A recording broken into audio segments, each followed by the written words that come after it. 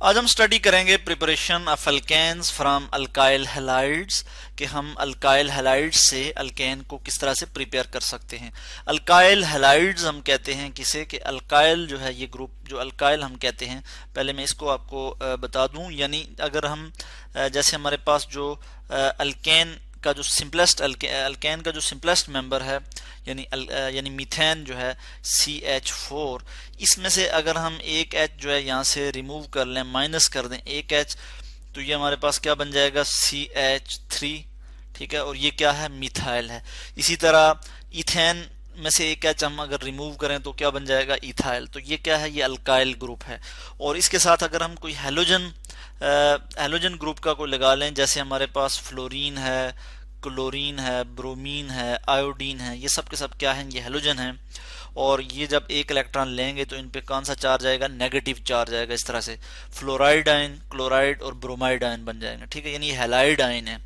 तो हम कोई हैलोजन अगर इसके साथ लगा देते हैं, यहाँ पे अगर मैं कोई हैलोजन लगा देता हूँ, और हैलोजन के लिए मैं हैलाइड आयन के लिए मैं यहाँ पे लिख लूंगा X, जो है जनरल फार्मूला में अगर X रिप्रेजेंट कर लेता हूँ तो ये हमारे पास क्या है, ये अल्काइल हैलाइड है। और CH3 यानी अल्काइल ग्रुप के लिए मैं R भी रिप्रेजेंट कर सकता हूँ, R से भी इसको रिप्रेजेंट कर सकता हूँ। यानी मैं यहाँ पे आपको लिख के बता देता हूँ कि अल्काइल हैलाइड को हम किस तरह से रिप्रेजेंट कर सकते हैं। यानी अल्काइल हैलाइड को हम RX से भी रिप्रेजेंट कर सकते हैं। इसका मतलब क्या है कि ये क्या है जी, अल्काइल हैलाइड है, HALIDE, अल्काइल हैलाइड। R जो है ये रिप्रेजेंट कर रहा है अल्काइल ग्रुप को, और X रिप्रेजेंट कर रहा है हैलाइड ग्रुप को, यानी अल्काइल हैलाइड। तो अल्काइल हैलाइड को अगर हम रिएक्ट करें किसी मेटल के साथ, यानी जैसे जिंक है हमारे पास, जिंक के साथ अगर हम इसको रिएक्ट करें, ठीक है, यहाँ पे हम स्पेसिफिकली जिंक की बात कर रहे हैं, और in the presence of acid, ठीक है, और वो एसिड हम कौन सा यूज कर रहे हैं, यहाँ पे HCl यूज कर सकते हैं या फिर एसिटिक एसिड भी यूज कर सकते हैं, CH3COOH, एसिटिक एसिड। और यहाँ पे हम एसिटिक एसिड की बात नहीं करेंगे, यहाँ पे हम HCl की बात करेंगे। ठीक है, यहाँ पे हम जो है HCl को लेते हुए इस रिएक्शन को समझने की कोशिश करेंगे। तो हमारे पास क्या हो जाएगा कि हमारे पास अल्केन आ जाएगा, यानी R और एक H जो है यहाँ पे आ जाएगा RH, यानी ये अल्केन हमारे पास आ गया है। ठीक है, हम यहाँ लिख लेंगे अल्केन, और इसके साथ ही क्या बन जाएगा, जिंक क्लोराइड यहाँ पे आ जाएगा, और हम यहाँ इस तरह से लिख लेंगे, सॉरी जिंक क्लोराइड मैंने कहा, यानी जिंक हैलाइड, कोई भी हैलाइड आयन जब जिंक के साथ होगा ZnX जो है यहाँ पे आ जाएगा X, और यहाँ पे हम 2 लिखेंगे क्योंकि जिंक पे 2+ चार्ज है। जिंक की जो ऑक्सीडेशन स्टेट है वो +2 है, वो इधर क्रॉस हो जाएगी, और एलाइड आयन की -1 होती है, वो यहाँ पे आ जाएगी। वो हम नहीं लिखते, लिहाजा 2 हम यहाँ पे लिख लेते हैं। तो ये हमारे पास क्या आ गया, इस तरह से ये हमारे पास एक जर्नल सा फार्मूला आ गया। अब हम रिएक्शन देखेंगे किस तरह से ये रिएक्शन होता है।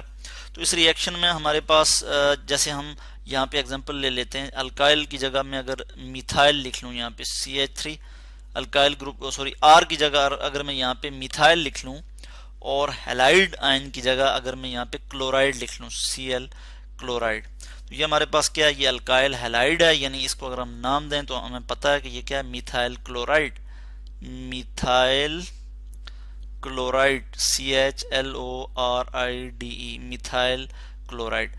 ये अगर रिएक्ट करेगा किसके साथ जी, जिंक के साथ, तो हम क्या लिख लेंगे यहाँ पे जिंक, और बिल्कुल इसी तरह से हम यहाँ पे HCl को यूज करेंगे, एसिड HCl भी हम यहाँ पे यूज करेंगे।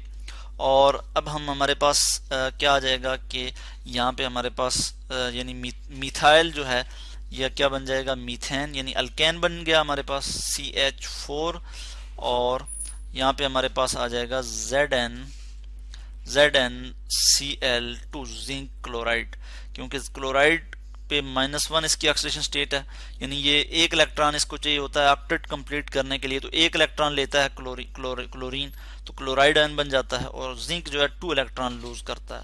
तो ये 2 इलेक्ट्रॉन, ये जो ऑक्सीडेशन स्टेट है ये क्रॉस हो जाएगी, 2 इधर आ जाएगा, और 1 यहाँ पे हम नहीं लिखते क्योंकि यहाँ पे जिंक 1 ही है, तो जिंक और Cl2, ठीक है, Cl2 यहाँ पे इस तरह से आ जाएगा। तो इसमें हुआ क्या कि जिंक से इलेक्ट्रॉन ट्रांसफर हुआ। ठीक है, जिंक ने बेसिकली क्या किया, जिंक ने जो है वो इलेक्ट्रॉन ट्रांसफर किए किसको जी, इधर मिथाइल ग्रुप को, यानी यहाँ पे जो मिथाइल अल्काइल हैलाइड का जो कार्बन है इसको इसने इलेक्ट्रॉन ट्रांसफर किए और फिर इसकी रिडक्शन हो गई। यानी यहाँ पे हो क्या रहा है कि अल्काइल हैलाइड की रिडक्शन हो रही है कि जिंक जो इलेक्ट्रॉन जो है लूज कर रहा है, जिंक की ऑक्सीडेशन हो रही है और अल्काइल हैलाइड में ये जो कार्बन है इसकी यहाँ पे हम कहते हैं कि इसमें इसकी रिडक्शन हो रही है। इसके बाद हम यहाँ पे कुछ मैकेनिज्म इसका डिस्कस कर लेंगे और मैकेनिज्म में होता क्या है मैं यहाँ पे आपको बता दूं। जैसे यहाँ पे जिंक है हमारे पास और जिंक क्या करेगा, 2 इलेक्ट्रॉन लूज करेगा। जिंक मेटल है और ये इलेक्ट्रोपॉजिटिव है, इसमें ये एबिलिटी है कि ये इलेक्ट्रॉन लूज करे। और ये कितने इलेक्ट्रॉन लूज करेगा, ये 2 इलेक्ट्रॉन लूज करेगा। तो मैं यहाँ पे 2 इलेक्ट्रॉन इस तरह से लिख लूंगा और इस पे 2 पॉजिटिव चार्ज भी आ जाएगा, ठीक है। तो इसके बाद क्या होगा कि ये वो जो इलेक्ट्रॉन होगा वो शिफ्ट होगा किसको, वो जो एक इलेक्ट्रॉन, हम यहाँ पे इसको स्टेप बाय स्टेप देखेंगे। हमारे पास अल्काइल हैलाइड में क्या था, जैसे मिथाइल क्लोराइड था, तो हम मिथाइल क्लोराइड की बात करेंगे CH3Cl की। तो ये जो इलेक्ट्रॉन है ये शिफ्ट होगा किधर, इस कार्बन को, अल्काइल हैलाइड के कार्बन को शिफ्ट होगा और अल्टीमेटली यहाँ पे क्या होगा कि क्लोराइड आयन जो है यहाँ से निकल जाएगा। जब ये निकलेगा तो क्या होगा, अब आप देखें कि यहाँ पे CH3 यानी कार्बन के साथ 3 हाइड्रोजन तो यहाँ पे आ गए, ये इस तरह से ये 3 हाइड्रोजन ये आ गए। उसके अलावा ये वो इलेक्ट्रॉन आ गया प्लस Cl नेगेटिव। अब क्लोराइड आयन है चूंकि वो इस पे जो है नेगेटिव चार्ज है, क्लोराइड आयन हमने यहाँ से क्लोराइड आयन यहाँ से निकल गया। अब क्या होगा कि ये जो मिथाइल ग्रुप है, ये जो मिथाइल ग्रुप है इसके पास एक अनशेयर्ड इलेक्ट्रॉन है। तो इसको हम किस तरह से शो करेंगे कि अब दूसरा इलेक्ट्रॉन जो है वो आएगा, वो इसमें ऐड होगा।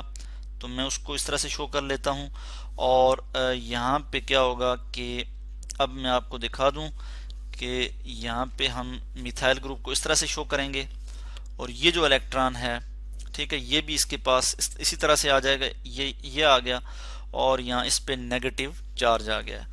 अब क्या होगा कि जो हाइड्रोक्लोरिक एसिड हमने यूज किया था HCl हाइड्रोक्लोरिक एसिड, चूंकि एसिड की ये प्रॉपर्टी है, जो स्ट्रॉन्ग एसिड होता है वो प्रोटॉन डोनर होता है, वो प्रोटॉन डोनेट करता है। तो अब ये प्रोटॉन डोनेट करेगा और दूसरी तरफ हमारे पास क्या है जी, ये इसको हम यहाँ पे लिख लेंगे।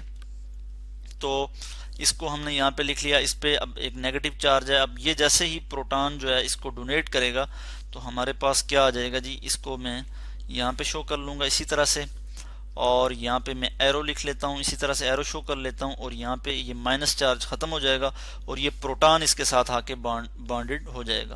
तो ये हमारे पास क्या बन गया है जी, ये मीथेन बन गया है और प्लस Cl नेगेटिव आयन ये हमारे पास इसी तरह से ये आ गया। तो यानी इस तरह से ये प्रोटॉन के पास कोई इलेक्ट्रॉन नहीं था, वो सिर्फ प्रोटॉन था। अब जब इलेक्ट्रॉन भी आ गया तो ये अब ये हाइड्रोजन यहाँ पे इसके साथ अटैच हो गया है और ये क्या है जी, ये मीथेन है।